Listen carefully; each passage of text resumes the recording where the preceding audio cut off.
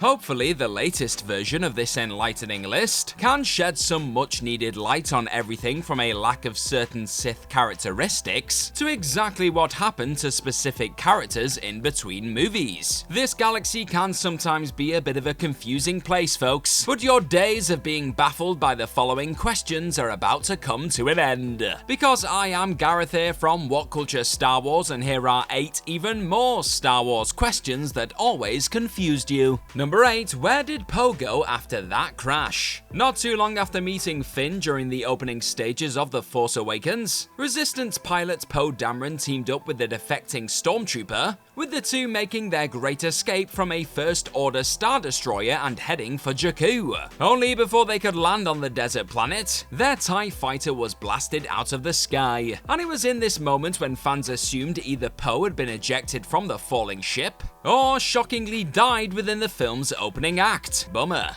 Poe was ultimately revealed to have survived the crash, of course, meeting back up with his pal and BB-8 at the Resistance base later on in Episode 7. But that reunion still didn't give fans the answer to where in the hell he'd been in the time since that Jakku crash landing. Those only came when sitting down to read Alan Dean Foster's novelization of The Force Awakens. Instead of being ejected from the falling aircraft like Finn, Poe actually remained in the cockpit until the ship hit the ground. He was then thrust from the ship, leaving only his jacket behind. After being knocked out from the impact, he woke up to find he was on his own, but he'd then bump into a Blarina scavenger named Naka-Eat, with Poe then helping him take down some thieves and earning himself a ride back to the Resistance from one of Eat's mates. So you have Naka-Eat to thank for Starkiller Base eventually being blown to bits. Number 7. How did Captain Phasma get off Starkiller Base? Captain Phasma looked to have perished on Starkiller Base towards the end of Episode 7. After all, the First Order Chrome Dome had been dumped in the base's trash compactor by Finn, Han Solo, and Chewbacca after lowering the superweapon's shields. So it was only natural to assume she was very much doomed when said base was royally blown to smithereens by Poe Dameron and co. in The Force Awakens. But Phasma was suddenly back throwing down with Finn one film later,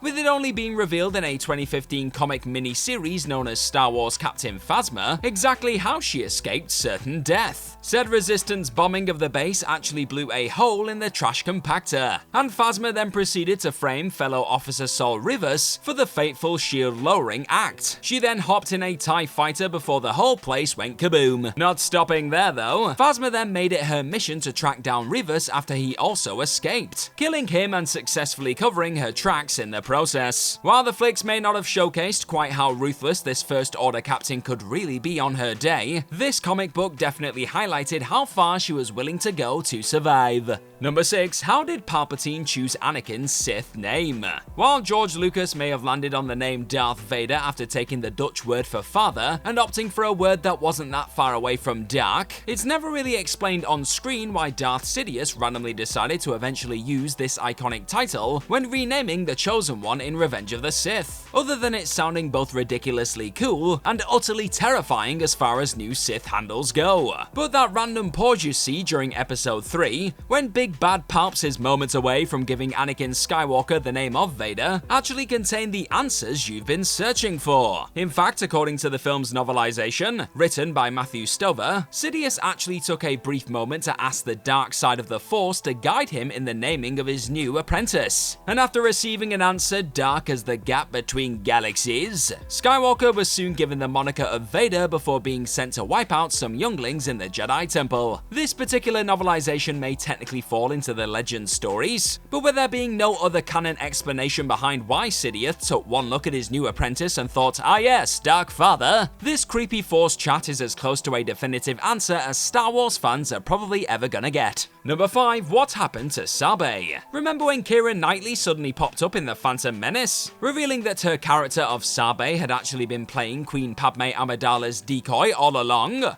And then she just suddenly disappeared from the on-screen Skywalker saga altogether. Well, it turns out that this loyal Amidala handmaiden actually continued to serve her queen throughout the remainder of her time leading Naboo, even freeing some slaves on Tatooine for Padme. She then ended up leading an investigation into Amidala's mysterious death after Revenge of the Sith, alongside a bunch of Naboo loyalists known as the Amidalans. But wait, there's more. During the Star Wars Darth Vader Marvel comic series, a now rebel Sabe and Darth Vader himself end up crossing paths sometime after the Empire strikes back, with the fallen Jedi also seeking answers about his secret late wife's demise. The Dark Lord of the Sith bizarrely even teamed up with his dear Padme's lookalike for a spell, and Sabe actually figured out exactly who was hiding under that helmet before choosing to stick with Vader due to her belief that there was still some good in him. A lot of good that did her in the end, after eventually demanding Sabe to choose either power or suffering, with that first option pretty much meaning she'd join the dark side. Amidala's loyal handmaiden opts for the latter and is shockingly thrown into the ocean. So that's what happened to Sabe. Number 4. Why did Qui-GON not survive his wounds? With Disney Plus's latest live-action Star Wars series Ahsoka unleashing yet another sudden stab to the stomach moment that doesn't result in a major character being undoubtedly killed, fans will no doubt be quick to once again point at the sign which reads, "Why didn't Qui-Gon Jinn survive his Phantom Menace wounds?" Well, there's actually a number of reasons. Unlike the sliced in half Maul, for example, this Jedi Master didn't choose to remain amongst the living by drawing on the strength of hatred and anger. He instead found peace in becoming one with the Force after being skewered by the Dathomirian. Another reason behind Qui-Gon not surviving his wounds like Sabine Wren and Reva Savanda, though, comes down to the fact that this powerful Jedi was actually stabbed in a far more lethal way. Whereas Wren and Reva were struck in areas of the torso that weren't fatal, Jinn was pierced right in his center, with a Star Wars fan who just so happened to be a physician on Reddit noting how Obi-Wan Kenobi's master was cut straight through his spine and aorta by Maul on Naboo,